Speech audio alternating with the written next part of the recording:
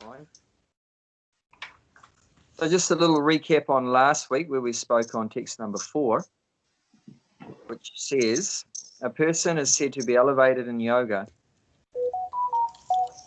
having renounced all material desires, he neither acts of sense gratification nor engages in fruitive activities. So generally the conditioned soul is engaged in the material world in these 2 areas of sense gratification and fruitive activities. So what that means is gratifying means, you're trying to please, you're trying to satisfy the senses. So in trying to satisfy or please the senses, our own senses. Or when it says sense gratification, it refers to both immediate sense gratification and extended. Now what that means is the immediate means our own, hey, Bhaktimala, Hare Krishna. Hare Krishna. Hi. Trying to keep warm by the look of it. Yeah, it's cold. Oh, yeah. Sarah was just showing outside her house. There's all snow everywhere. So I think you've got it lucky where you are, or unlucky, depending on whichever way you like. Some people love snow and some people don't. We should have to visit Sarah. Yeah. I'll show you, Dr. Mala. Yeah, well, while you're Sarah, doing that, devotees are coming. yeah. I'll keep talking, but you can, show around all the snow. So immediate sense gratification means our own body. So we try to satisfy or gratify the senses of our own body. And the senses means like your tongue and the genitals and the eyes and nose, mouth, so forth, ears, so forth, the touch senses like that. So different senses are there. And then extending that, you can extend that out. Okay, I'm pleasing my body, right? Which is when you say body really means a bag of senses, you could say. The body's made up of senses. So you could use that interchangeably, talking about the body or the senses. The body is, the arms and legs are senses. Like I said, the mouth and the eyes and so forth.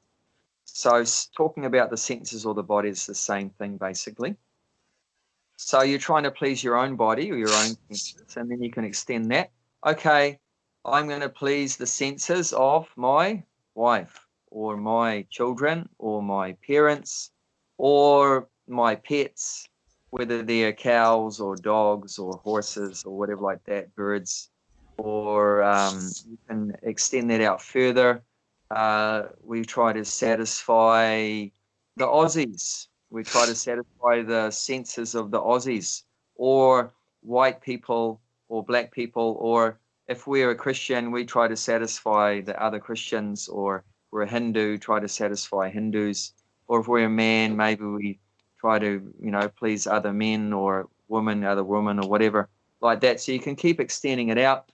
Or, save the whales. We want to please the senses of the whales or the dolphins or something, some endangered species like that. So it's lots of like concentric circles, but it's all like radiating out from ourselves. So anything in relation with ourself, we may try to satisfy that. So that's called extended sense gratification. Does that make sense?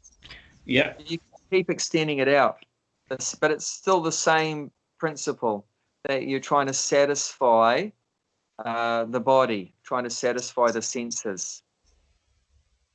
And then we'll talk about that in the way of my body, my family, my country, my nation, my religion, isn't it? Or, my humanity or whatever like that. And we tend to make up many isms based on this extended sense gratification. Can you think of some isms? What's some isms that you know? Words ending in ISM. You know any isms? Don't know any isms? We really not into sense gratification. That's good. You're all liberated.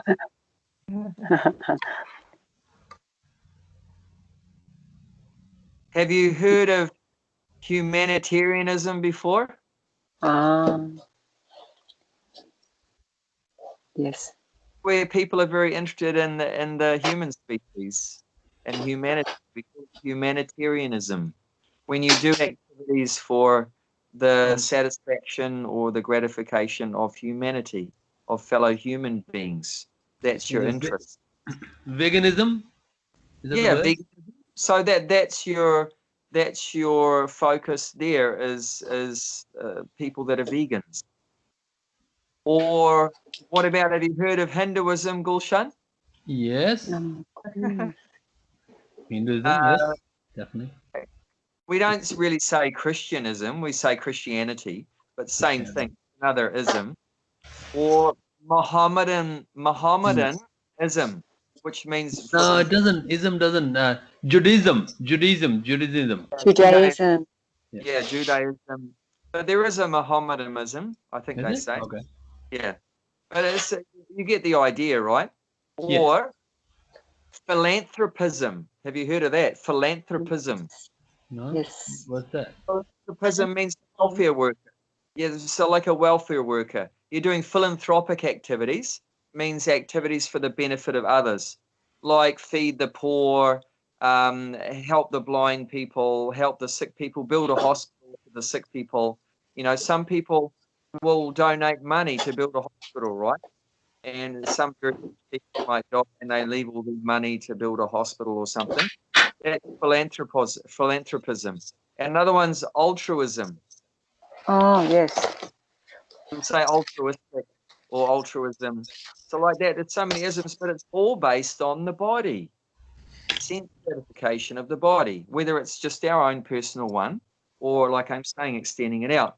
But why do we try to gratify other bodies? Why do we try to please other living entities' bodies? It feels us good.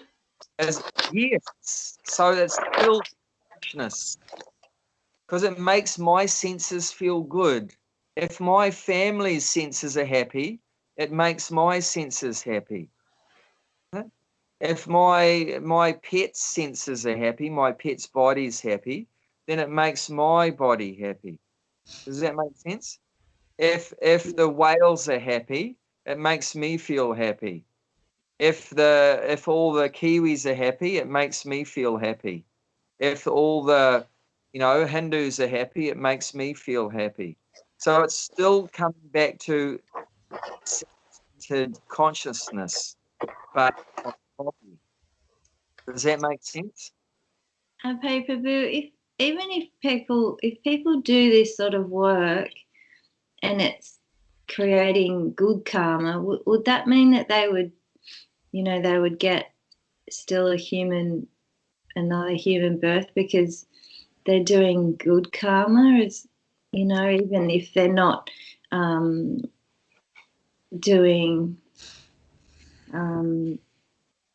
doing it for Krishna, but they're actually creating like good karma, would that mean they'd have a better chance at another human birth? Or Good karma, what does that mean? It means someone that's following the rules of the scriptures. Mm-hmm. So if you follow the rules of the scriptures, definitely you'll have a better birth, but it's still in the material world. It means you'll have to take birth again. But it'll be a better birth than this life. You may even not take birth as a human being, like on the earth, but maybe even on the higher planets, in the heavenly planets, if you live very piously and engage in good karma. What are pious activities or good karma? For example, giving charity. Giving charity is good karma. Engaging in sacrifices, religious sacrifices, is a pious activity. And performing austerities. Performing tapasya austerities, that's good karma. But even like, philanthropists or whatever, altruists doing welfare work, like that, trying to help sick people or whatever like that. feed the poor people. That's also good karma. Yeah. So yeah, that'll mean you get a better birth in your next life. But not necessarily you get an opportunity to do bhakti because you've done good karma. Yeah. Good karma, bhakti is completely separate. Bhakti you only get by the mercy of a devotee. By the mercy of a devotee of Krishna, you get bhakti. So not necessarily someone's going to get bhakti because they do good karma, but yeah, they'll have more material enjoyment. But material enjoyment is all temporary. So ultimately, even you do good karma, like even if you go to heaven, you still have to grow old there, and you still have to die and take birth again. In your pious, when the results of your good karma is finished, then you'll fall back down again to the earth. Yeah, so it's definitely still problematic. It's still bad, really, because it's just temporary and it leads to more suffering in the material world. But yeah. May I ask a question, Abhay Prabhu? Yeah. What's the difference? Is there a difference between, trying to be a good wife and doing, being doing your duty as a wife, and then extended, the extended sense gratification that you're talking about? Yeah. Does that make sense? I mean, is there a difference? There are duties and duties in the scriptures, like for duties for a wife, duties for a husband, duties for parents, duties for children, like the duties for a leader, duties for a guru. So one should follow those duties, but side by side, and those are material duties, so that are recommended in the scriptures, but side by side that one should follow spiritual duties. So it's like a railway track. A railway track runs on how many lines? Two lines. So you could say your material duties are one line. What are your material duties? The work, the activities that you do to maintain your body. Your material duties are related to the body. Because you have a woman's body, you have certain duties. Because you have a man's body, you have certain duties, to maintain the body, for the children to maintain their bodies, we have certain duties. If you're a leader of some business or society or whatever, you have certain duties. So those are all in relation with the body. And then you have spiritual duties, and those are duties that you should be doing in relation to the soul. So side by side that's the best thing, that they go side by side. If you do all your material duties perfectly, but you don't do any spiritual duties, then ultimately it's a waste of time, right? Because you're going to die, and then you've done your material duties very well, so you're going to go to heaven. But then when that runs out, after 10,000 years, you come back down to earth again. So really, you're just wasting 10,000 years. You're still in the material world. You have to come back to this miserable place. So ideally, we should do both. If you just do your spiritual duties, but you don't do your material duties, what would happen?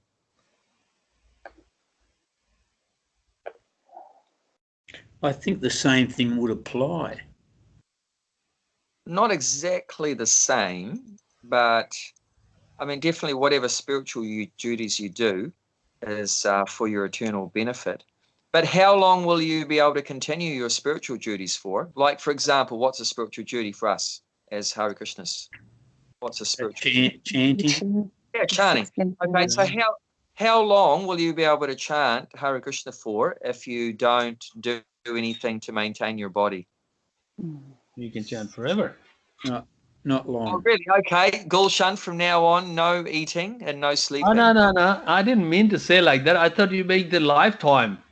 I mean, it says continue, but your material duties, like looking after children, also important. If you don't look after the children and you say I'm busy in the spiritual duty, that's you're away from your duty. Yeah, that's right. Well, I mean, how are the children you're going to get started if you don't look after them? That's right. They're not going to do that either. So they have to go on side by side. Like if I don't have a place to sleep and I don't have any food in my belly, how long will I be able to chant for? Oh, you would last Days. Yeah, So you can't sustain your spiritual duties if you don't do your material duties. Balance. See what I'm saying? But if you do only your material duties and no spiritual duties, that's completely wasted time, because then you're going to have to die and take birth again. You're going to stay in the material. You're going to keep suffering.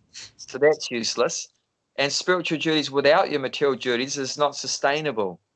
Yeah. You can't sustain it. You have to look after the material body side by side, progressing spiritually by doing your spiritual duties. Does that make sense? Yeah, has to be. Yeah. The only exception for that is if you're so advanced, so transcendental, like Haridas Thakur, which you may have heard of. Oh, we are nowhere near that. And he was chanting day and night. He basically didn't eat and didn't sleep. If you're in his position, then you don't need to do material duties. You only have one duty, to chant Hare Krishna. But if you're not on that platform where you can survive just by chanting, and you don't need to do anything else, and you don't have any relationship with, others in society or whatever like that, then you do need to do material duties. So the most practical thing to do is to do both side by side. And that means you have to be very regulated, very balanced.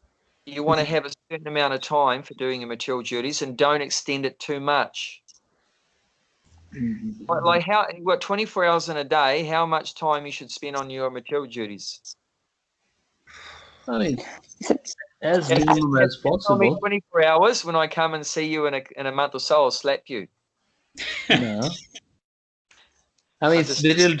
You gotta be, 8 hours goes to sleep, and then shower and things like that, and goes to Bhakti tree and that duty, and then by the time and like you do 16 down and chanting, it's balanced. Like, and the priorities changes. If I had 4 kids under the age of 10, my priority will be changed. I'll be lucky to do 16 or 8 rounds maybe.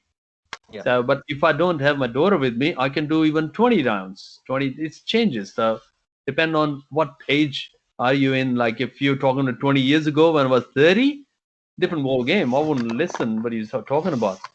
And then it doesn't have to be like that. I know heaps of people that have families and they're still able to chant 16 rounds. It just depends how you organize it. 8 hours working in the organization if you work somewhere, and then 8 hours working. Okay, so you said 8 hours sleeping. I think that's a bit excessive, Gulshan. You should sleep a little bit less. less. Oh, Sarah, how many hours you sleep, Sarah? Well, it varies, but I've been trying to get up early in the morning anyway. Like I try How many to hours? Sleep. Well, it varies. It's between 6 and 8. Oh, okay. Sometimes I think I should have to cut down maybe 1 hour. Okay. Rest my case. But I always try to get up early. According to Ayurveda, not a competition. So according to Ayurveda, 24 hours, right, divide into 3. What are our 3 aspects? Actually, this verse today is talking about Atma. So Atma, the 5th text, Atma refers to, Prabhupada explains in the purport, 3 things. Atma can mean the body, Atma can mean the soul, and Atma can mean the mind. So 3 things. So we have a body, right? We have a mind, we have a soul. Actually, we don't have a soul. We are the soul, and we have a body and a mind. So the Atma self can refer to either the bodily self, the mental self, or the spiritual self. So we have to do something for all 3 aspects. So Ayurveda, 24 hours, right, day, you divide it up into 3. 8 hours for the body, 8 hours for the mind, 8 hours for the soul. So 8 hours for the body means what? What would you do in those 8 hours for the body? Oh, okay. It's Sleep, eat, bathe. eat, sleep, and shower and things, and eat, clean the body, shower, and sleep. So, Gulshan, if you sleep for 8 hours, you don't have any time to eat. No, that's right. No, I didn't have a shower for last, 8 years. No, I just kidding. That saves time. I like that philosophy. Bobby. But I don't think you'll have very good quality chanting if you're not very clean externally. Definitely. Yeah. Cleanliness is godliness. So 8 hours for the mind, what does that mean? What are you going to do in the 8 hours for the mind? Is it chanting and Spiritual. No. That comes in the body, no, body, mind, and soul. Yeah, so chanting comes in the soul. 8 hours for the soul. Okay. So 8 hours for the mind. Mind, which is 8 hours to you work. You use your mind to work. 8 hours a day, your duty to wherever you work in the organization. Using your mind. You are using your mind. I mean, you're always using your mind in the 24 hours. Yeah. But the mind means it gives satisfaction to the mind. You feel mental satisfaction if you do some work. Have you any one of you experienced where you had a period in your life where you didn't have any activities to do, when you didn't have any work or activities to do? How did you feel emotionally? Because these emotions are in the mind, right? So how did you feel, mentally or emotionally? How were you feeling when you didn't have any work to do, any occupation, activities to do? I would have to say empty and lost. Yeah, you feel lost. You might feel depressed. You might feel useless or worthless or whatever like that. If you're not contributing in some way to society or whatever, you may feel, I'm useless or no good or whatever. So when you have some activities to do, you feel better that, I'm doing something to provide for my children. I'm doing something to provide for my parents. Something for the nation, something for I'm the doing family. something Yeah. for the country. So it gives you some mental satisfaction and happiness. So that's for your mind, that everyone should do some work. And like the saying goes, right, you've probably heard, an idle mind is a devil's workshop. An idle mind, has you all heard that, right? An idle mind is a devil's workshop. So when you don't have activities to do, then the mind goes a bit crazy, and you start to think up all bad ideas, and you end up becoming a graffitiist. Yeah. Isn't it? So I guarantee if those people that do graffiti all had a regular job, they wouldn't be doing graffiti. It's because they've got nothing better to do. So like that, it helps give you some mental stability. And 8 hours for the soul, that's your chanting, and like now your soul searching class fits into that. You give some time for that, and time to be with devotees and hear and chant with them, and do some activities for Krishna, like dress the deities and have a temple in your house, or go to a temple and dress the deities and bathe them and all the things like that. Make garlands for Krishna, and also, according to Ayurveda, fits family time into that. And how that's going to work, how you're going to fit that together, is ideally you chant with your family.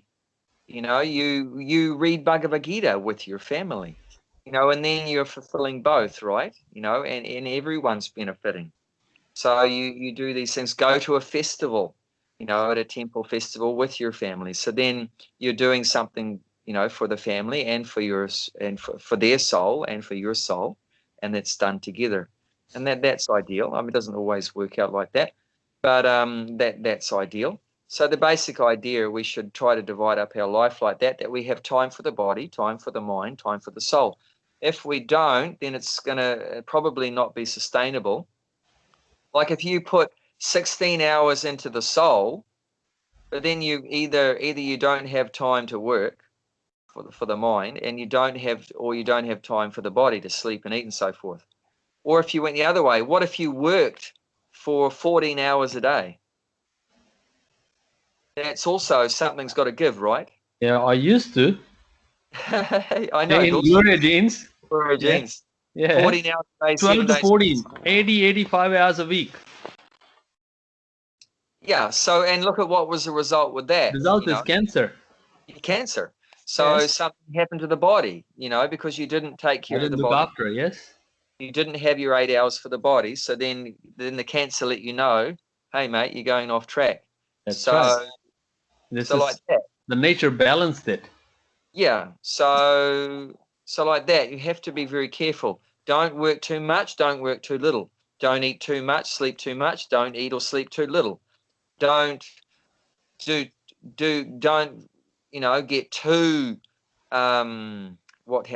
don't get too don't, how do you say, don't try to accelerate your spiritual life beyond your level that you're at. You know, don't imitate someone on a high level of the spiritual advancement that, you know, like I said, you know, Haridas Thakur was chanting 192 rounds a day, every day. So 23 hours. Try to imitate him, good luck. I mean, you might, lucky if you last one day. Yeah, no. But so like that, you know, don't push too hard on that either. You know, just try to be balanced. And like Prabhupada said, you know, just chant 16 rounds a day. He didn't say, you know, you had to chant 64 rounds. Is Prabhupada mentioned that Ekadashi you have to do more rounds? Oh, that's recommended, that you do more devotional service on Ekadashi. If you do have a time, yeah. Yeah, so then on Ekadashi, right, we don't eat grains and beans and that. So the idea is you eat more simply and don't spend too much time with cooking and eating. Reduce that, and maybe even sleep a little bit less, like that. Automatically, when you eat less, you automatically sleep less. Correct. So it all helps out. It all works together. That means I'm eating too much. I'm gonna cut down my eating then, because eat makes you sleep, you know. Yeah, it depends also how much. That's why the Bob come on Saturday. He just had a bowl of dal. That's it, dinner. Now I know why. Okay. Yeah, I know, Bobby. Especially nighttime, because if you eat too much at nighttime, definitely you'll spend a lot of the sleeping hours digesting the food. Digesting, yes, that's right. Properly. So most yogis or spiritualists, they don't eat much at night. They maybe eat once a day. Once or twice, like have a good breakfast and have a good lunch, and leave it at that. And nighttime, just a garam doodh. I mean, it's good to leave a bit of a gap between your meals as well. Like, I mean, like 6 hours is sort of recommended according to like Ayurveda kind of principles. So like, you know, if you had breakfast at 8, you might eat at 2, or if you had at 9, you might eat at 3 or something like that. If you ate at 9 and then ate at 12, you know, there's no gap to digest the breakfast unless you had a very light breakfast. I eat that when I'm hungry. I don't eat that if I'm not hungry. Yeah, it doesn't matter. 6 hours, 4 hours, or 5 hours. Yeah, but if you're very regulating your habits, if you eat at the same time every day, generally the body will gear up for that, and it will be hungry at that time. Body will tell you, Eat at the time, he said, and generally the appetite will be there because the body knows that food is coming at that time. So if you get regulated like that, that's one of the causes of bad health. And I mean, Bob might know a lot about this too. That just that irregular habits. If we're not regulating our habits of like eating and sleeping and working and all these things, then that causes bad health. And that's also why it causes bad health. Partly is to do because our mind becomes disturbed when you're always doing things at different times. Your mind gets very confused because actually the word disease, right? Disease. What, break it down. Where does it come from? Disease, dis-ease. Yeah. Dis-ease. It's not at ease. The mind is not at ease. So when you do day shift, night shift, day shift, night shift, when you eat breakfast one day, you skip breakfast the next day. One day you have lunch, another day you skip lunch. One day, you know, you work a lot, another day you don't work much. You know, so the mind is in like chaotic condition. Doesn't really know what's going to happen next. Who are in the police and the ambulance services and the hospital, they'll be like, you know, shift roster. Next week is a night shift, and next week is a day shift. Pilots and air hostess and they're just terrible. So that's not very sustainable. I mean, they're going to become the future patients. You know, today's doctors are going to be the future patients if they do that. But then, what about where the duty counts? Like they have got a duty to serve the patient according to their, you know, 1 week is a day shift and 1 week is a night shift. They say, oh no, I can't do that. He has to do that, but he stand for your duty and then. No, but they have to. These organisations should regulate all the activities so that people can so the individuals in the organization can be regulated. So you might have certain people, and they are awake every night or whatever, 5 nights a week, and other people are awake during the day. But you don't want to go back and forth for one person. That's not very good. Otherwise, better to have a continuous night shift person. At least he'll be regulated to that kind of routine. Yeah, body will say yes. Okay. Yeah, but going back and forth is very bewildering. So, and see, when you do things the same time every day, how much does your mind have to think about that? Like, for example, brushing your teeth, right? When you get up, you brush your teeth. How much time, how much mental energy is required Very less. Very less, because you don't have to, it's automatic. It's just completely automatic. When you get up, you brush your teeth. Before you go to bed, you brush your teeth. You're not thinking about it. You don't think, oh, should I brush my teeth? When am I going to brush my teeth? How am I going to brush my teeth? No. You know, it's just all automatically going on. So like that, the idea is make all your bodily activities just completely automatic as much as possible. It means you don't have to think about it. When are you going to eat? What are you going to eat? You know, when are you going to go to work? How, you know, like all this, it should be just automatic. You don't have to think about it. Then there's so much less stress, so much less anxiety. That's why there's so much, one of the reasons so much stress and anxiety, because we're so unregulated. And then if you regulate all those activities, you don't have to think about them anymore. Then that frees up your mind to think about the spiritual side. the spiritual side. Bob, you're on fire again today. That's fantastic. Right answers.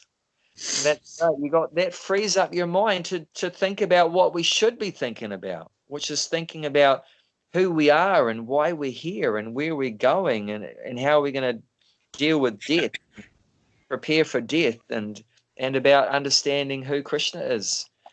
And I mean, like the 4th chapter, 9th verse of the Bhagavad Gita, a very famous verse, says there that Krishna is saying, one who knows the transcendental nature of my birth and activities does not upon quitting the body take birth again in this material world, but attains my transcendental abode.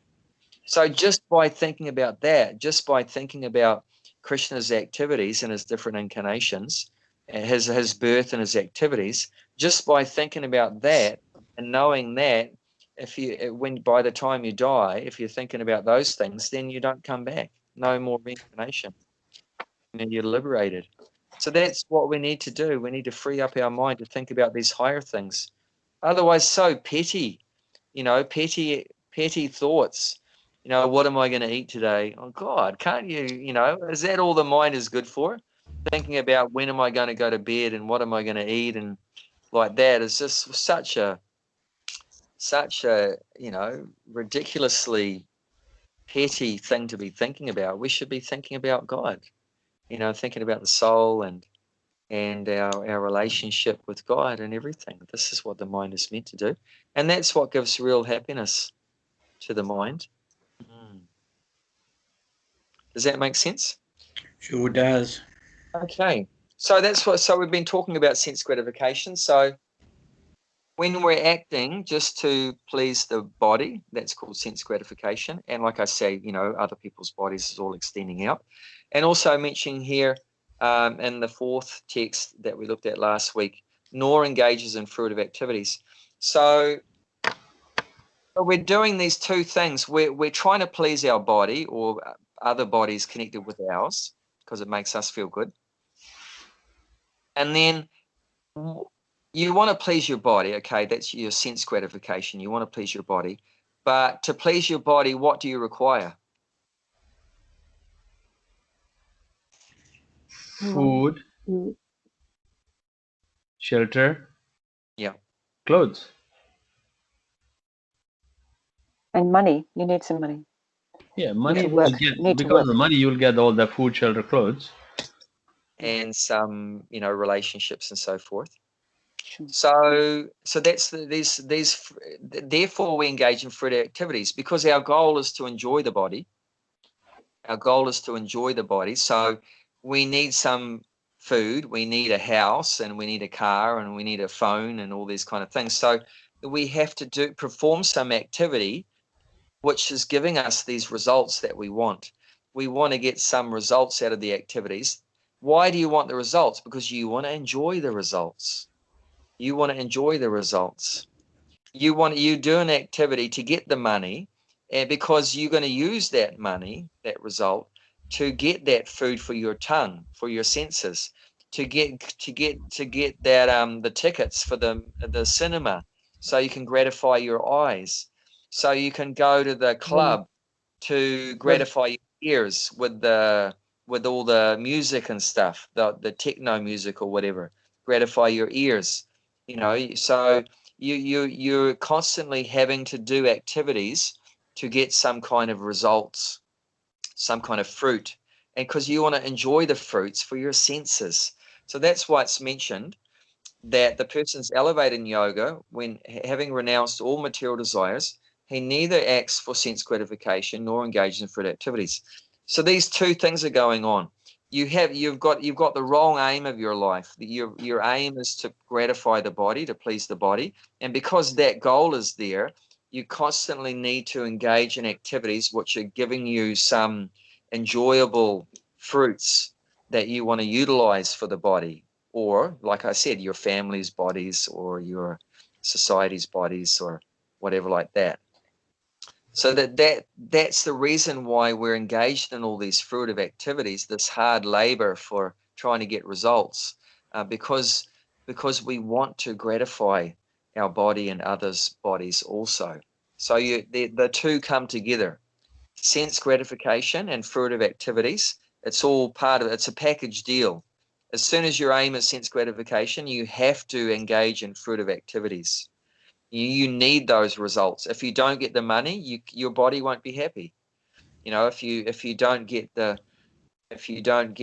the food and the women and so forth, then you won't be happy. So does that make sense? So as soon as your aim is sense gratification, you're locked into fruitive activities. But so the yogi, advanced in yoga, he gives up these material desires to please the senses. He doesn't have those desires to please the senses. So therefore, he can also stop performing fruitive activities. He doesn't need so many things because he's not trying to make the body more and more comfortable. And you'll read that a lot. Prabhupada talks about bodily comforts or material comforts. So that's the aim of modern civilization that we live in. The goal is you've got to get bodily comfort.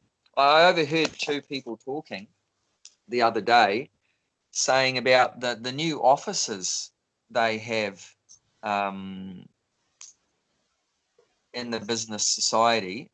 It's come to the point now where you don't even have to turn a switch on anymore.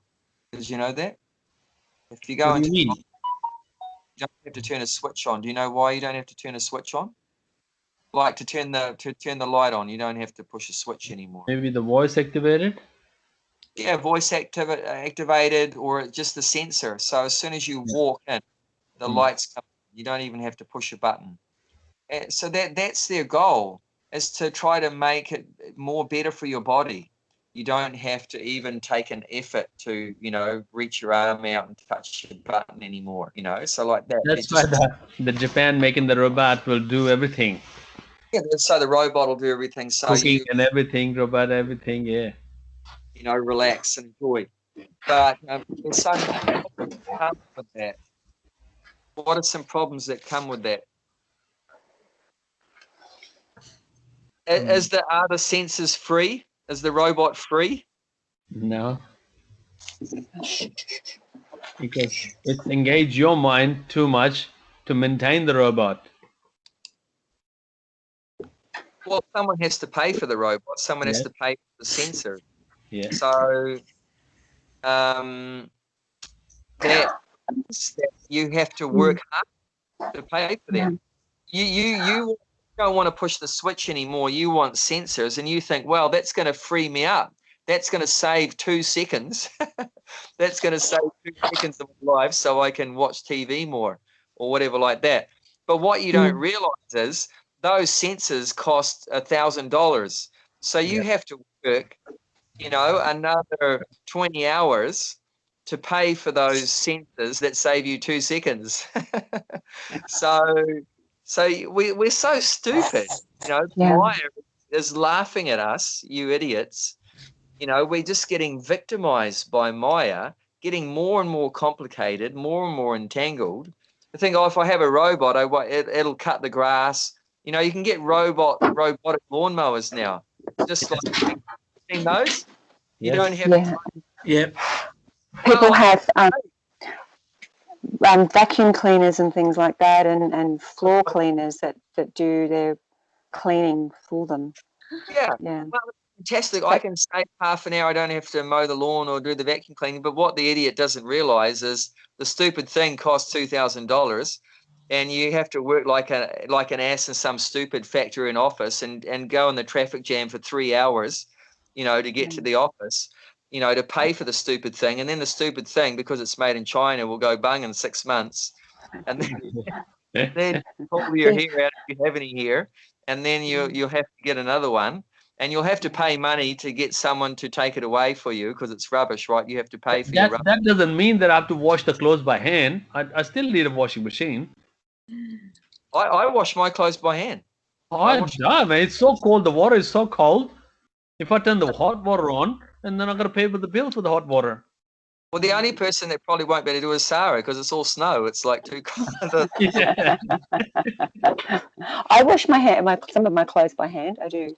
I suppose with all those examples you were giving, Abhay Prabhu, I'm also thinking, does it also take away that service attitude? It's not, everything becomes so automated and easy, as if you're being served rather than being the servant. You're all those, whereas does that make sense? You know what I'm getting at? It's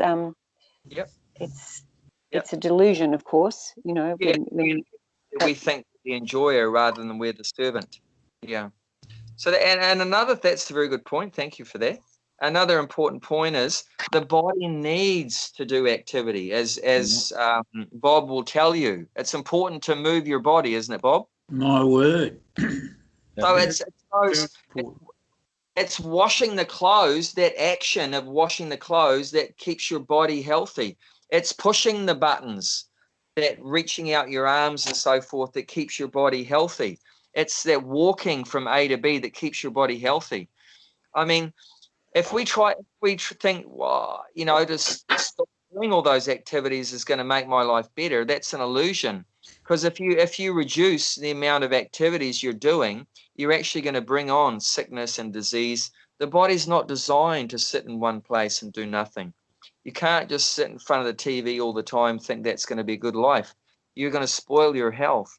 And, Bob can, affirm that. That's why these, all the IT people, they have no problems, because they sit down in front of the computer 8 hours, do nothing, whatever, fixing the computer.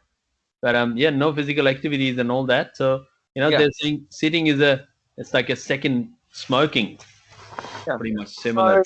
So cleaning your house and cutting your grass and all these things is keeping you alive. It's keeping you healthy. If you don't do those things, you're going to suffer more. And I know there's this one guy, he told me about his father was 80 years old from northern India called Punjab. 80 years old. He had full black hair. Full black hair at 80 years old, and no baldness, full black hair, full teeth, all his natural teeth, full eyesight, not like me, no specs, and no aid, full hearing, and full digestion. How did he start his day?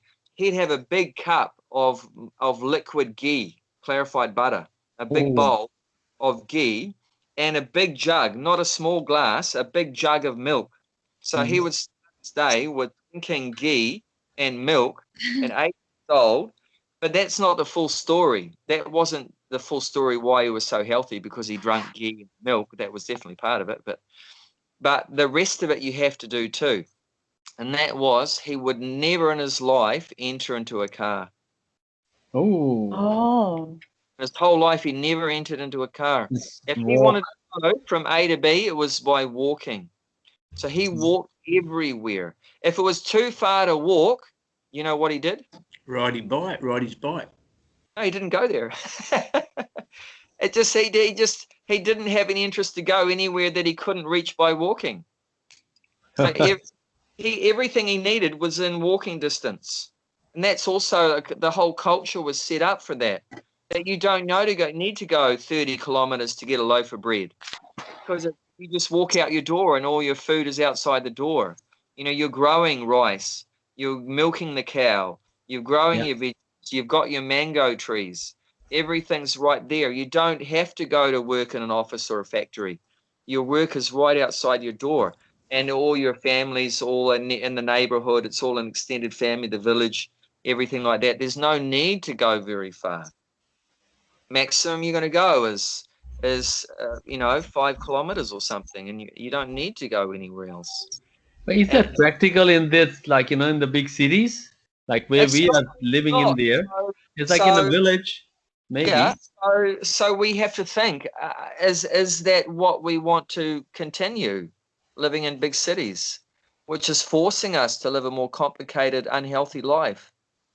More stressful. That's why Prabhupada said no skyscrapers.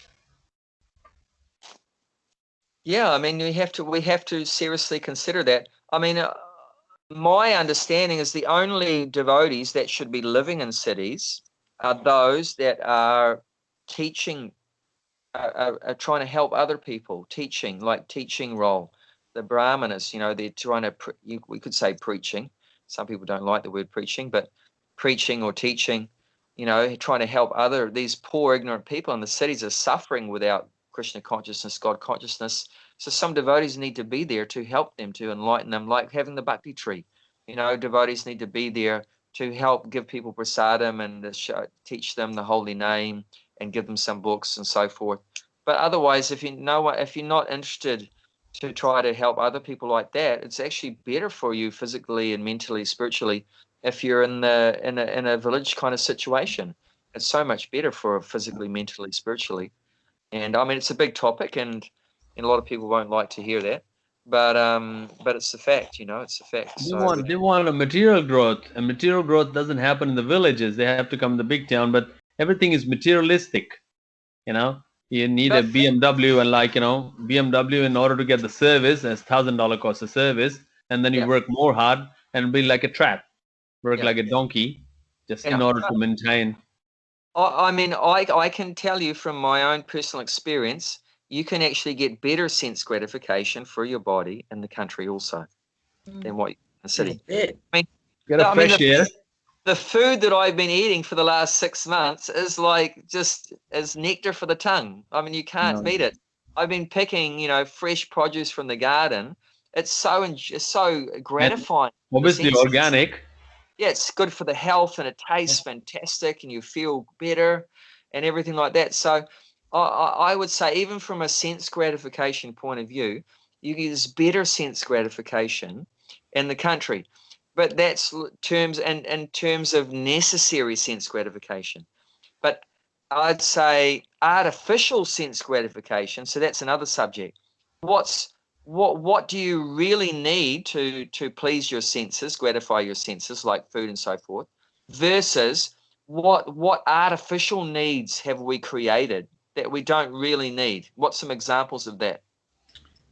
Things that we gratify ourselves with that we don't really need, but we do it. Radio and TV. Electricity. Yeah, radio and TV.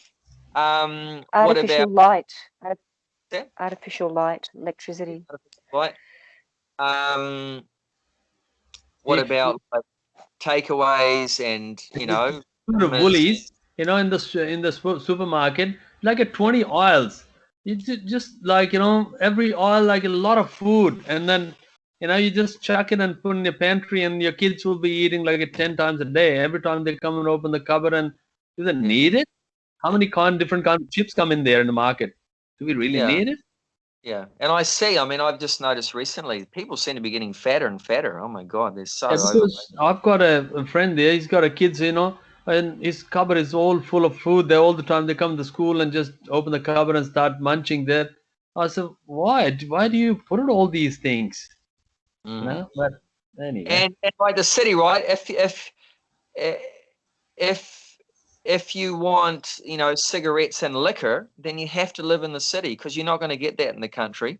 Yeah. But you can't produce that on your land. But these are artificial things that we've created. Now we think it's a necessity, but it's not really a necessity. Now we think we can't live without it, isn't it? Cigarettes and liquor and TV and casinos and lottery. Oh, if I live in the country, I won't be able to go do lottery. But do we really need lottery? You know, I can't buy my lotto ticket if I live on the farm or whatever. But do we really need it? You know, so that's the thing. Their festival will be different. Like, you know, if they have a festival, there'll be wood chopping festival. Who's gonna find us wood chopping? That's it. Yeah. And I enjoy it so much, having a wood fire going in the house. It's like the ultimate warmth, and the food tastes Natural, so warm, and cheap. yeah, and it's free. You know, I don't have to pay any money. It's free. I've got the wood there, and so even from a sense gratification point of view, there's more sense gratification available if we live a simple life. As soon as we complicate life, we actually disturb the senses. And If it sucks up you a lot of time.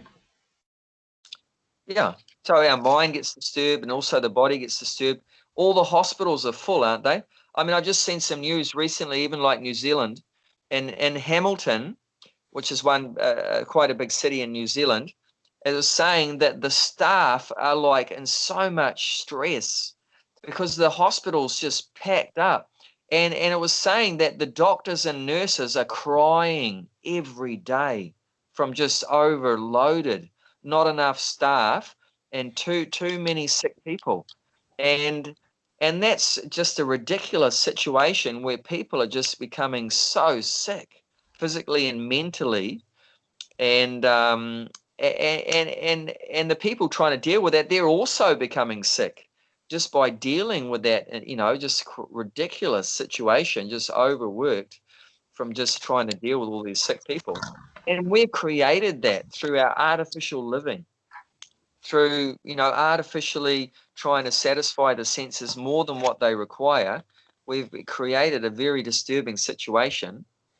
And the hospitals are getting bigger and bigger. You know, some people say, well, Australia is such a great place, New Zealand's such a great place. We have the very advanced big hospitals. But if you think about it, is that real advancement that the hospitals are getting bigger and bigger and more and more? No, not when you point it out. Yeah. I used to think we're lucky to be in a country with such big hospitals, very advanced hospitals.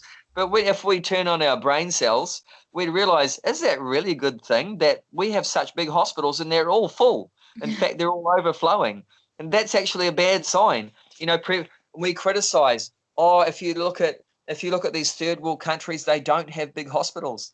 Maybe that's because they don't have so many sick people as we do.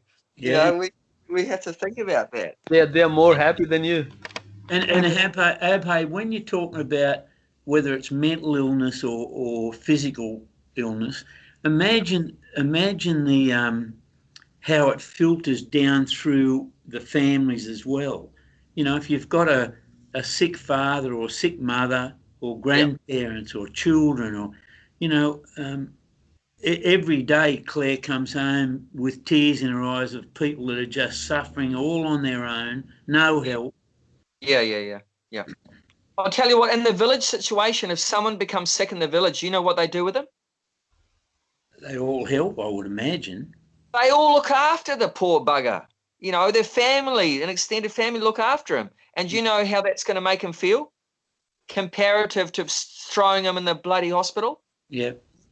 Much more comfortable, much more happy and complete. Mentally, he's going to feel so much better that my family, they love me and looking after me, rather than you chuck him away to some, you know, strangers looking after him. And he's going to become mentally so depressed in the hospital, but mentally he's going to be so happy that my family are looking after me, they care about me. And that's going to cure 50% of the disease, at least right then and there. 50% is, you know, improvement right from that he feels loved by the people around him. You know, so the village approach to dealing with sickness is, well, you look after your mum. You look after your brother, or mate, my niece was only about 16, 17, and she lost 5 of her friends through suicide at that age. Yeah. How tragic is that? Yeah. And it's because our society has gone completely off track. We've got big, and Prabhupada talks about it many times, that he puts the blame on all these problems. He says it's because of a godless civilization. We've gone away from God, and then everything after that, that was the number one mistake, first mistake we made. After going away from God, then everything else has just gone to custard after that. We've become so complicated. We put ourselves in the center. We've become just like vicious animals and so miserly, and everything else. We've become criminals and lazy and lusty and angry, and I mean, you name it. There's 100 million trillion problems, but he's just simplified it right down. It's because we turned away from God. And the solution, if you want to solve all these 100 million thousand problems, just turn back to God. If you turn back to God, then you'll follow his rules. What are God's guidelines for us? Live a simple life, you idiot. We follow the KISS formula, right? Keep it simple, stupid. Yeah. No, that's what God wants for us to do. If we just followed his direction, all of our problems would be solved. He wants you to live a simple life. He wants you to grow your own food. He wants you to have respect for all other creatures on the planet. And he wants you to only just take what you need to survive, not more than that, not less than that. Don't take less than what you need. Don't take more than what you need. He doesn't want you to be greedy, like that. So if we just followed a more God-conscious life, then all of these other problems that we're experiencing now would just automatically dissolve. I mean, I know it from a fact. When I joined the Hare Krishnas, nearly 30 years ago, pretty much all my physical, mental problems, they just evaporated. I didn't do anything to deal with my physical and mental problems. All I did different was I just became God conscious. And then automatically my whole lifestyle just adjusted, and I stopped living in such a artificial, and stressful way. And then all the physical, mental and other things and relationship problems. And, I went from having no friends to have everyone was my friend. Mhm. Does that make sense? Yep. I didn't hardly have any friends or see anyone as a friend. And, I didn't like actually being with people before. You wouldn't believe it now, and people that know me now wouldn't believe that before I was very antisocial and everything. But I was very introverted, very antisocial. I didn't mix with people and everything. I was a real loner and everything, and very depressed and everything.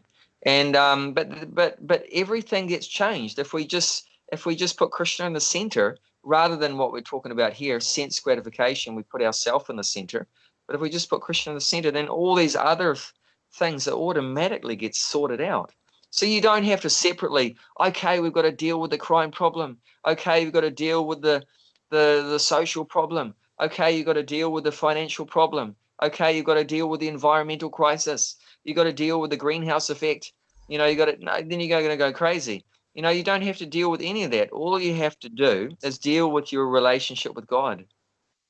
Put him back in the center, and you're not in the center anymore. You put yourself on the outside, put him in the center, and then everything else is going to become aligned, properly according to that. Does that make sense? You bet. People think I'm just talking hogwash. That's a fact. And I mean, we probably in our own little ways noticed that, isn't it? That as soon as you live a more God-centered life, then slowly, a lot of things, they automatically get sorted out, isn't it? Yes. Do you know, last night was State of Origin, and you've got no idea the amount of ads that were on for gambling. And I heard the other day there's at least 360,000 people suffering from gambling debts. Yeah. Can you believe that? And they still, they've stopped the smoking ads and the drinking ads. I'm sure it's the drinking ads, but now they've got the gambling ads. Yeah. Mm. And, we just make our lives so miserable when we deviate from a God-conscious life, and this is one example. And the spin-off of gambling is so many more problems, right? Like if you become a gambling addict, which it is very addictive, you need to get more money to gamble, right? Do you know where you're going to get it from? House robberies, I guess, breaking and entering, drugs. Yeah, drugs, selling drugs, stealing, everything like that. So then you put crime up, you put drugs up, and then you just create more and more destruction, and the whole society. Who's going to get rich? Like, who's going to get the money? The big organization or government? Well, my wife actually used to work, Jayanti used to work for the Department of Internal Affairs in New Zealand before we got married. And in that Internal Affairs, there's one department that deals with gambling regulations. So she used to work for gambling regulations. And what that's all about is they don't want the government doesn't want gambling to get out of hand because they know it destroys families, it destroys society, it creates so many problems. But they don't want to stop it either. So on the other side, they don't want to stop it because they get so much money. The government makes money out of gambling. It's ridiculous. So they don't want to get out of hand on one side because they know it's going to turn the society into a madhouse, and they don't want to stop it because they're not going to get any money from it. So it's the same with cigarettes, same with everything, same with and everything.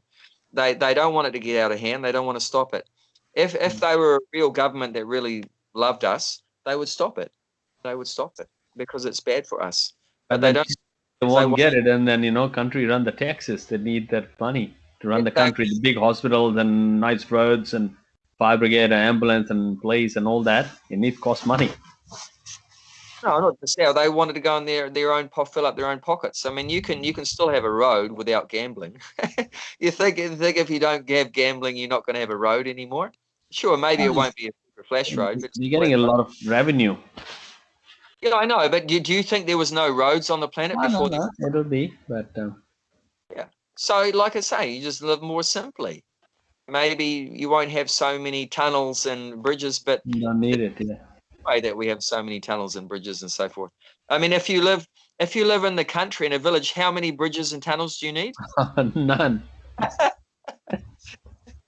Where I live, there's no bridges, there's no tunnels. Am I dying? Oh, did you hear Abhay died because there's no bridge in his area, no tunnel. There's no tunnel. No, you don't need it. You don't need it. And Newcastle doesn't have any bridge or tunnel. Hey, Bob. Very few. You got a few railway bridges.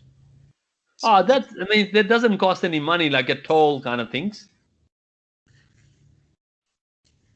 No the main Newcastle that you have the beach. That's the only really thing you need there is the beach. That's true. You can keep your health, keep fit. You do a bit of swimming and get the seawater is good for your health and everything. And mentally, physically, you're going to be better off. And then have some nice food. That's true.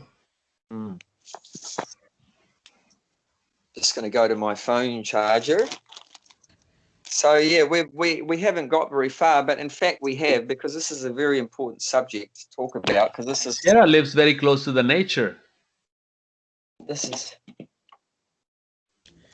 See the basis of Krishna consciousness philosophy is that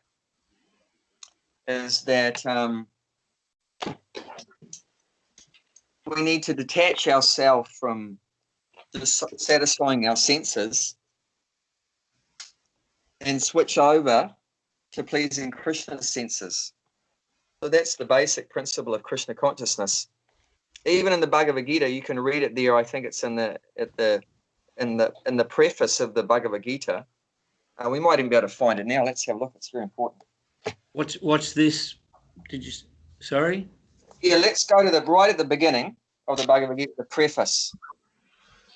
The preface of the Bhagavad Gita.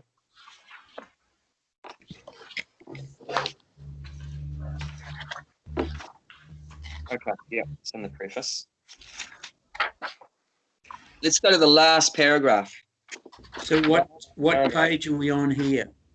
It's XIX, Roman numerals. It's before even one starts. So XIX, and the preface. Go to the preface. Is right at the beginning, before the introduction. I'm close. So, Sarah, do you want to read that? People in general. People in general, especially in this age of Kali, are enamored by the external energy of Krishna, and they wrongly think that by advancement of material comforts, every man will be happy. They have no knowledge that the material or external... Sorry. You could put in, instead of material comforts, you could put sense gratification in there. See what I'm saying? It's the same thing. That means sense gratification, bodily comforts. Yeah. Okay, continue. They have no knowledge that the material or external nature is very strong, for everyone is strongly bound by the stringent laws of material nature. A living entity is happily the part and parcel of the Lord, and thus his natural function is to render immediate service to the Lord. By the spell of illusion, one tries to be happy by serving his personal sense gratification in different forms, which will never make him happy. Instead of satisfying his own personal material senses, he has to satisfy the senses of the Lord. That is the highest perfection of life. The Lord wants this, and he demands it. One has to understand this central point of Bhagavad Gita. Get that. This is the central point. This is so important. That's why I wanted to talk more about this. This is the central point. Yeah. What is the central point? So what is the central point? To please Krishna, please his senses. Just senses, not our own senses. Forget about that. Try to please his senses. Yeah. Yeah. Okay. Bhakti Mala, do you want to continue reading? Our Krishna consciousness movement is teaching the whole world this central point, and because we are not polluting the theme of the Bhagavad Gita as it is, anyone seriously interested in deriving benefit by studying the Bhagavad Gita must take help from the Krishna consciousness movement for practical understanding of Bhagavad Gita under the direct guidance of the Lord. We hope, therefore, that people will derive the greatest benefit by studying Bhagavad Gita as it is, as we have presented it here, and if even one man becomes a pure devotee of the Lord, we shall consider our attempt a success. Cool, isn't it? Oh, knows how to hit the nail on the head. That's just... So you could meditate on that for your whole life, you know, it's just so deep.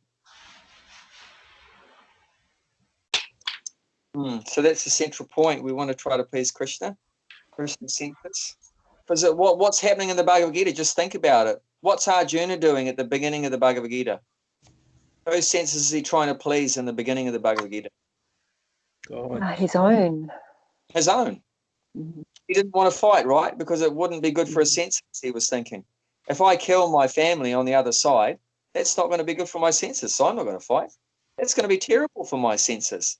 If I have to kill my grandfather and kill my cousins and kill my martial arts guru, that's going to be terrible for my senses. I'm not going to fight. And he started crying and he became very depressed. This is terrible for my sense gratification. That was the beginning of the Bhagavad Gita, right? He wanted to please his own senses. And what about the end of the Bhagavad Gita? We haven't got there yet, but I mean, you might have read it in your own personal time. Has anyone read the whole Bhagavad Gita? I know Bhakti Mala has. To surrender to Krishna, just to give up everything and just surrender to him. Yeah, to please Krishna's senses. Because at the end of the Bhagavad Gita, that Arjuna says, if you want me to fight, then I'll fight. Even though it still wasn't pleasing his own senses. It's not that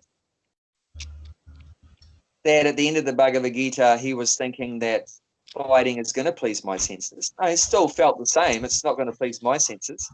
But he decided, well, my purpose is not to please my senses. My purpose is to please Krishna's senses.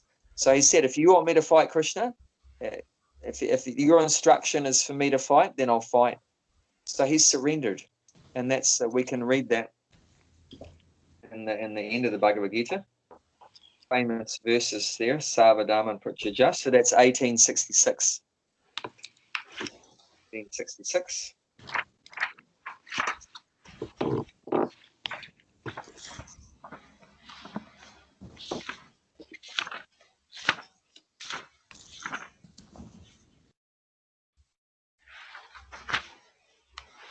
Someone want to read that? Gulshan? Abandon all varieties of religion and just surrender unto me. I shall deliver you from all sinful reaction. Do not fear. So, this is Krishna's. Because you remember we read there that Prabhupada said, and he demands it. Do you remember we read that in the preface? He said that the Lord demands it. So this is what he means by that. That the Lord is demanding that we surrender. What does it mean? That we follow his instructions. That we follow his instructions. And why is he saying abandon all varieties of religion? Does that mean, you've got to abandon being a Christian, a Hindu, or Muslim? It's not just that. That's not the meaning of religion that Krishna is speaking of here, where he's saying abandon all varieties of religion. How, if someone asked you, explain what religion means, what would you say? How would you define the meaning of the word religion and the way it's normally thought of as? How is religion normally thought of as in terms of Christian, Hindu, Muslim, and so forth? In religion, it's like you can do your duty according to your nature. Mm, I think you brought this up just recently, Abhay Prabhu. It was, you mentioned it was to worship God, but is that right? To be engaged in some. Yeah. How does the dictionary define religion? Do you know? How does, sorry, Miss? Normally, a dictionary defines religion as a kind of faith. A belief, right? Something you believe in, right? You believe in God. You have faith in God, or like that. So it's a kind of faith, and you have different kinds of faith, right? So the Christian has a different kind of faith to a Hindu has a different kind of faith. A Muslim has a different kind of faith. A Buddhist has a different kind of faith. So in this sense, where he's saying abandon all varieties of religion means abandon all your concocted ideas. You have so much faith in that if I just serve my family, I'll be happy. Or you have faith in if I just serve humanity, I'll be happy. Or you have faith in that if I do my business very successfully, I'll be happy. You can put your faith in so many things that I have faith in that if I worship the demigods, I'll be happy, isn't it? People think like Hindus will think like that, or some religions. If I do some sacrifice for the demigods, I'll be happy. Or if I give this charity, I believe I'll be happy. Or if I, save the whales, I'll be happy. If I become a vegan, I'll be happy. I believe in that. I really believe if I become a vegan, I'll be happy. If I really, it goes on and on and on what we believe in, right? We have faith in so many things. I have faith in science, isn't it? That's a religion. You see, in that sense, a kind of faith, a system that we have created, a particular belief system. I believe that we can all be happy through science, or I believe that, the medical system will make me happy, like that. So many things. I believe if I have a partner, I'll be happy. I really believe in that. The reason why I'm not happy is because I don't have a partner, and I believe that if I have a partner, I'll be happy. Or I believe that I'm not happy because I don't have a lot of money. If I become a millionaire, I really believe, I have strong faith that if I become a millionaire, I will be fully happy. So that's what it's meaning here, that Krishna's saying, give up all your concocted ideas of how you're going to become happy and peaceful and everything, and just do what I want you to do. Just follow what I want you to do. So surrender means to follow his advice, to follow his instructions. Does that make sense? So please don't be proper saying here religion meaning, religion means, you have to give up being a Christian, a Hindu, or Muslim. Try to realize that Krishna spoke this 5,000 years ago. There wasn't any Christianity 5,000 years ago. There wasn't any Muslims 5,000 years ago. There wasn't any Buddhists 5,000 years ago. There wasn't even any Hindus 5,000 years ago. The word Hindu didn't exist 5,000 years ago. There was only one religion 5,000 years ago, which is called Sanatana Dharma. So Krishna's not talking about what we think of as what religion means, so Christian, Hindu, Muslim. He's not saying give up that. But he's meaning in terms of you have so many beliefs, kind of belief systems or faith that you've developed a strong faith in a particular thing, which is not really going to make you happy. The only thing that we should really have strong faith in is following the instructions of God, is following the words of God. And in some places, Prabhupada says real religion means to follow the words of God, to be obedient to the laws of God. That's real religion. Does that make sense? Yeah. So we have so many concocted ideas. If I become rich, I'll be happy. If I have a nice family, and I'm going to be happy. If I get this job, I'm going to be happy. If I pass my exams, I'm going to be happy. So many things. If I have good health, I'm going to be happy. So, but all those things. But if we ignore God, they're not going to make us happy either. The real thing that's going to make us happy is if we follow His directions. Follow His directions. And then after Krishna said that, give up all your concocted ideas. Like Arjuna's, what was his religion? And if you apply what I've been saying to Arjuna, what would you say his religion was that Krishna was asking him to give up? In terms of, if you look at in his belief or his faith.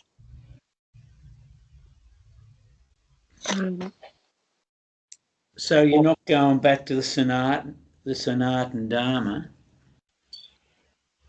No, I'm not going back to that, but I'm going back to where Krishna's saying, give up all your kinds of belief. Give up all your belief system and your faith that you have in particular things. So what is he asking him to give? What is Arjuna's belief, or what is he investing his faith in? What Was that his loyalty to his family? Yeah. He thinks if I kill my family members, then I'm not going to be happy. And the solution is that if I don't kill anyone, then my life is going to be better. My life is going to be better if I don't fight. That's his belief.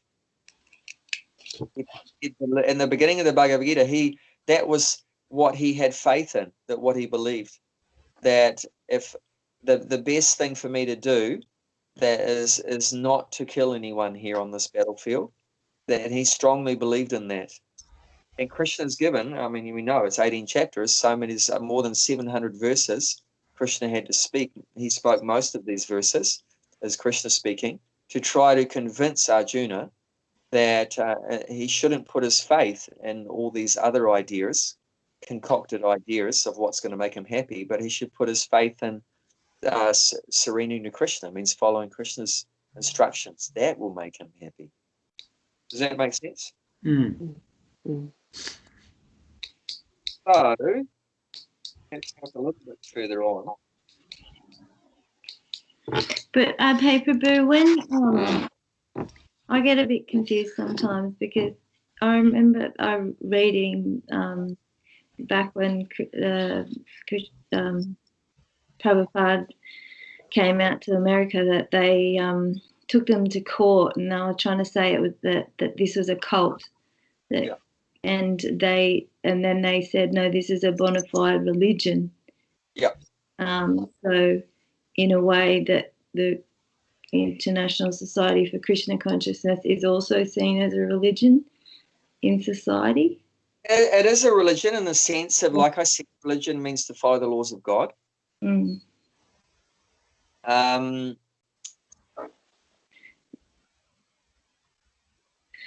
just get a bit. But the conventional definition of religion is a kind of faith. So Prabhupada said that is not real religion, because he said that can change. That kind of religion can change. You know, Believe. yes, Christian, and then 5 years ago I became a Buddhist, Yeah. and then 2 years ago I became a Hindu, and now I become a Muslim. So your faith changes, but Prabhupada's definition of real religion is different, in that real religion doesn't change, and that's Sanatan Dharma. Sanatan means eternal, and Dharma means your natural characteristic, which is that we're, like Prabhupada had mentioned, that we're part and parcel of God, and therefore we should serve God. We should serve God. Why? Because He's the whole and we're part of Him. So it's very natural that we should serve God because we're part of Him. So, and that's eternal. That relationship we have as part and parcel of God is eternal. He's the master eternally, and we're the servant eternally. So that's Sanatan Dharma. That's the real religion. He didn't accept this modern definition of religion as like a kind of faith. Oh, I have faith in Christians, and then no, I don't have faith in that anymore now. I have faith in being a Hindu, and then and so forth. And then no, Hinduism, a load of rubbish. Now I have faith in atheism and science, like that. And then later on that'll change also, and like that. So that's just, it's all mental platform. This is what, when Prabhupada's using the word religion here, he's meaning it in that sense. Yeah. You're mental plane. You're on the mental plane. I believe in this, and then I don't believe in that. I have faith in this, and I don't have faith in that. So like that. He's not talking about religion in this verse in the sense of what it really is. Yeah. Different meanings of the word. That's 866 in a sense is a kind of faith, and that's what Krishna is saying in this verse. Give up beliefs. Yeah. Give up your faith in other things. Have faith in me. Krishna is saying in this verse. Have faith in me. If you do what I tell you to do, Arjuna, I'm going to save you from all your bad karma, all your sinful reactions. Don't worry that if you kill these people on the battlefield, that you're going to get sinful reactions. You're not getting reactions. I'm going to take that. You will get sinful reactions from killing all these people. I'm going to save you from that. See what I'm saying? Oh, yeah. No, when you put it like that, I think it's just the different ways that religions talked about that sometimes, it confuses me. And, yeah. It can have different meanings and different contexts. So you've got to understand the context that is different than the context we would say, Hare Krishna is a religion because we follow the laws of God, therefore it's religion. He would say it's not a religion in terms of sectarian religion. And he used this word sectarian religion, meaning Christian, Hindu, Muslim, Buddhist, like that. This is sectarian religion. It's not a sectarian religion in that sense, a kind of faith that changes. But it is a religion in the sense that we follow the laws of God. And that's the essence of religion. That if you're a Christian, you follow the laws of God. If you're a Muslim, you follow the laws of God. So, you get that? Yeah. Okay, so let's look at 18th chapter, still where we are, a bit further on, 73.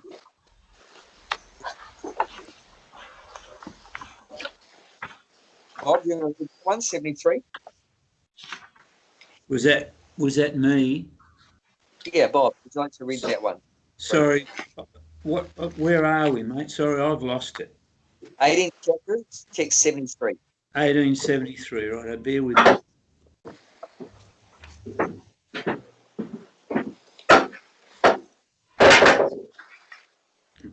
I'm close.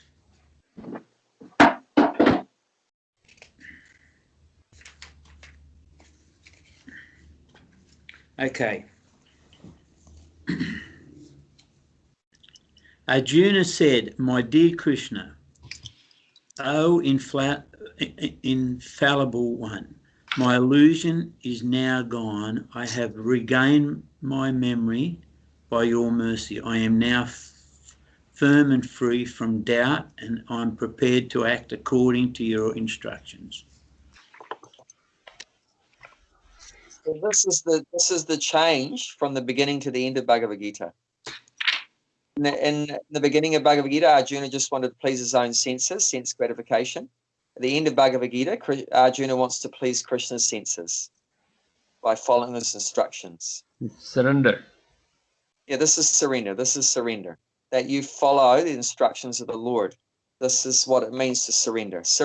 The word surrender is used. We should understand it like this. That surrender means you do what you're told. That is surrender, isn't it? Very much. That you are surrendering to your master. You're the servant, and your duty is to follow the instructions of the master. Whatever the master says, if he says jump, you should just ask one question: how high? Like, it's completely surrendered. You shouldn't be. And the opposite to that is we're rebellious. You know, Krishna says go left and we go right. You know, we the opposite to what Krishna wants. So we're rebellious souls, but we want to go from being a rebellious soul, going against the direction of the Lord. Like, you know, God says thou shalt not kill, and then that's we do the direct opposite of that. We kill everything left, right, and center. So this is the situation. So we want to change that. We want to, instead of going against the instructions of the Lord, we want to follow the instructions of the Lord. And there's one cartoon that Prabhupada quotes, where in the cartoon the wife is telling the husband, chant, chant, chant. And the husband says, can't. The same effort it took to say can't. Yeah. It's chanted, but it's just a rebel. You're just such a rebel. You don't want to obey. You don't want to follow. You know, so this is the situation. So, but what's the result of that? We have to see. By refusing to following the directions and instructions of the Lord, are we happy? No. Oh. Are we happy? Are we happy? Yeah. But by following that path of refusing to following the instructions of the Lord, are we happy? No. No. Sex, drugs, and rock and roll, yep, do what you like. But are we happy? No. No, not at all. Like Bob was saying, so many of the person's friends were committing suicide. So that's obviously how much unhappiness it must be there. That constant.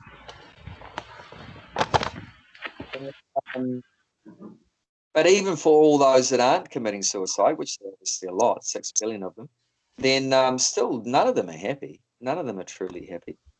They're all in anxiety and fear and stress and depression and so many things like that. And you can see it if you just sit and observe people. Listen to them. They're all unhappy. Yeah. So the solution is just to surrender to the Lord and follow his instructions. And then you'll see, as a result of that, what will be the result. Yeah, well, what is the result of following the instructions? That we become happy. And we have seen others that have followed that path and they've become happy. I've never seen someone as happy as Prabhupada. I mean, I've seen videos of him. I've, heard his disciples talking about him, and he's just so happy. I mean, I've heard descriptions of Prabhupada where he would be singing about Krishna, and tears would come out of his eyes, as I've said before, sideways. I mean, oh my God. I mean, that's happy. I mean, if that's not happy, I don't know what happiness is. I mean, can't even imagine how happy he must have been. And he wasn't coming out sideways because he was unhappy. It doesn't come out unhappy. If it goes downhill when you cry, is because of unhappiness. But it's so happy that it's coming out sideways like a water pistol. I mean, he was so happy. One time a reporter asked him, are you happy to be in this town in America? Prabhupada says, I'm happy everywhere. Wherever I go, I'm happy. I mean, nobody says that.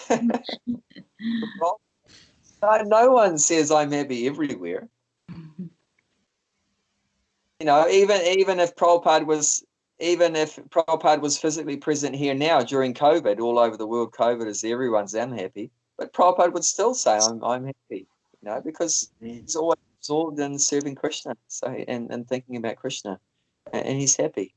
And if we look just prior to that verse where Krishna says surrender, if you look at that, 1865,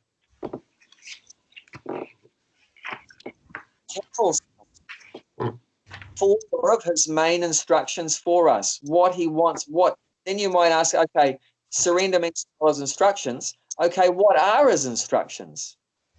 And 65 tells you the four things that he's instructing us to do. What is that?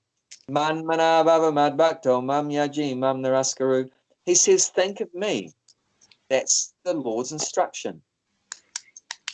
My devotee, mad bhakto. Mam yaji, worship me. Mam naraskaru, offer your obeisances, which means respect, bow down to him. Four simple things. Whether you're 5 years old or 105 years old, you can do those things. Whether you're a man or a woman, you're black or white, or a Hindu or a Muslim or whatever, an atheist, you can do those things. How do we think of Krishna? Especially by chanting Hare Krishna. Actually going to think about him if you chant his names. Become his devotee.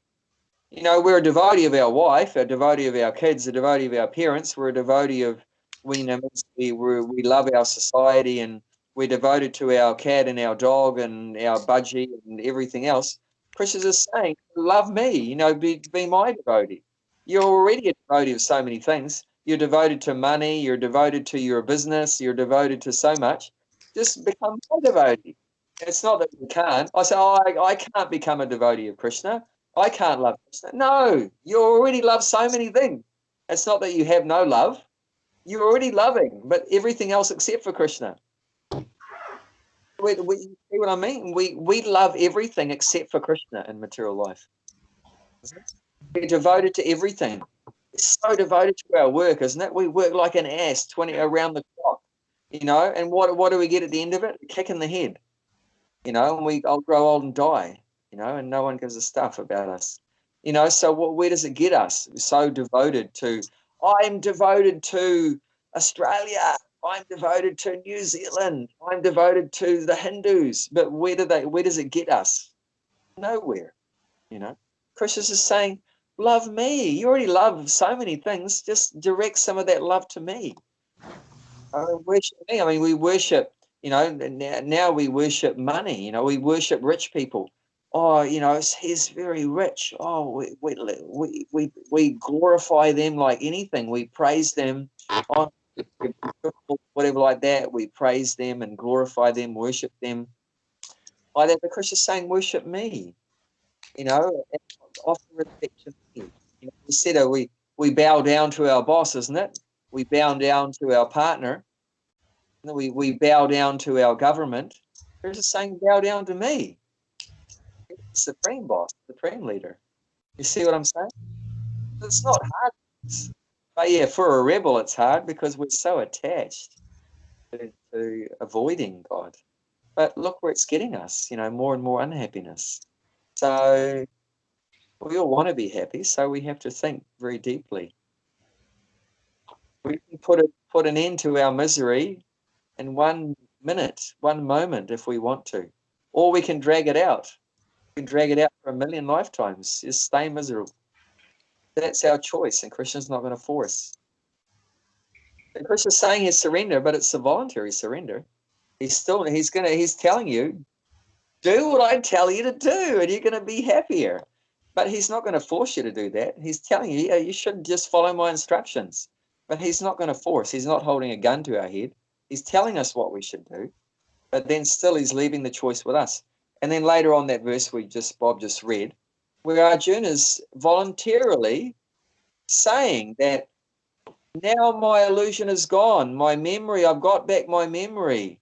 And I'm firm now in what I should do and follow your instructions. Arjuna is voluntarily surrendering to Krishna in that particular verse, is where Arjuna voluntarily agrees to, from now on, I'm going to follow your instructions. I surrender.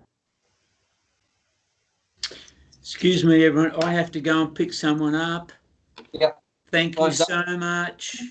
Pleasure. Take care. See you next week. Yeah. Yep. Stay safe, everybody. I'll see you tomorrow, Thank Bob. you. Yes, you will. 10 o'clock. Yep. At 10 o'clock. Yeah. Yep. No worries. Looking forward to it. Hare Krishna. Hare Krishna. Thank you very much. Thank you. Thank you, Abhay Prabhu. Anyone wants to say anything? Oh, Good. But it is a beautiful as you. tender, you know, it is usually a gradual process. So, you know, we just try as much as possible. Even if we follow 5% of Krishna's instructions, that's success. You know, or even 1%, it's better than 0%. Or 20% is better than 10%. You know, so as long as we're heading in the direction of getting closer to 100% surrender, not going further away, not going in further away from surrender, but more closely aligned to his instructions. It's beneficial. That's good for us.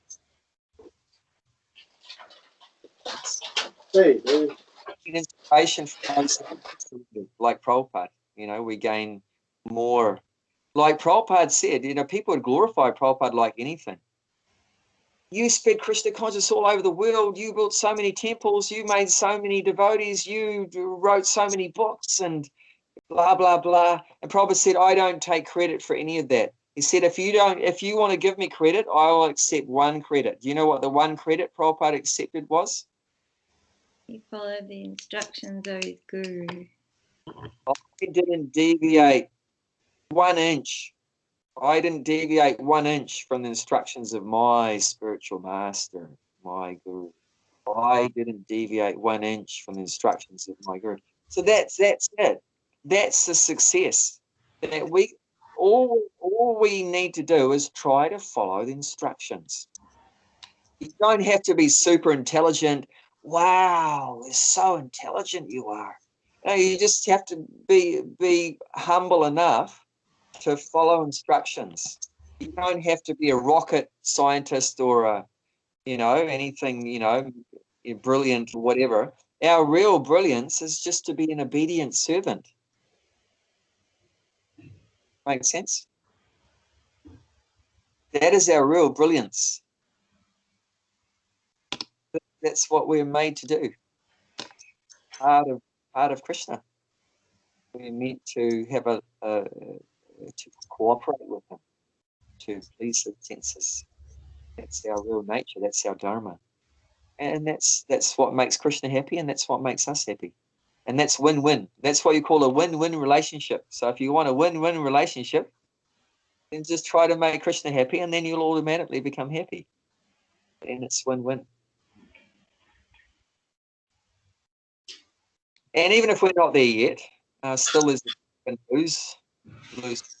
Then, but at least we know where we want to be, and we'll like it took some time, isn't it? It took Arjuna some time to come to that point, isn't it? He didn't. Otherwise, the Bhagavad Gita would have finished on the first verse. It didn't. It took 700 verses, you know, for Arjuna to come to the point where, okay, Krishna, finally, I accept, I surrender, like that. So it took Arjuna a while, but I mean, he's a bit more smarter than us, so it took him about 2 hours to surrender on the battlefield. But it may take us, whatever, 2 years, maybe 20 years. But at least, you know, we're making steps toward that final point. And that's when bhakti really begins. Bhakti really begins at that point of complete surrender. Okay, now and that's what we're doing, right? Okay, Prabhupada has said, chant Hare Krishna. So we're doing it. So that's surrender, right? So we've surrendered. You know, if we weren't surrendering, we wouldn't chant, would we? I'm not going to chant Hare Krishna. Don't tell me to chant Hare Krishna. Chant Hare Krishna. You know, so the fact that we are chanting means there is some surrender. So we should give ourselves a pat on the back. Do that. Give yourself a pat on the back. Chanting Hare Krishna means you're at least some level of surrender. You're in the instructions of coming through the spiritual mind. Or if you're offering your food with prasadam, so that's what Krishna wants. So there's some level of surrender. Like that, you're associating with devotees, hearing from them. So that's some surrender there. So surrender comes first. That yes, I'm going to follow your instructions, and then we do it, and then that's bhakti. That's bhakti. So that's the foundation of bhakti is surrender. When we agree to do what Krishna wants, and we try to please Krishna.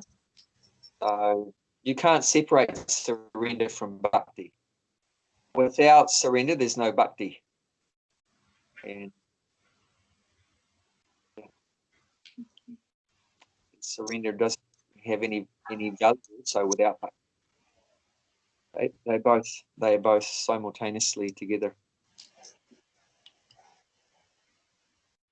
Anyway, I don't want to take up too much more of your valuable time. Sarah's probably eager to go out there and make snowballs. And throw.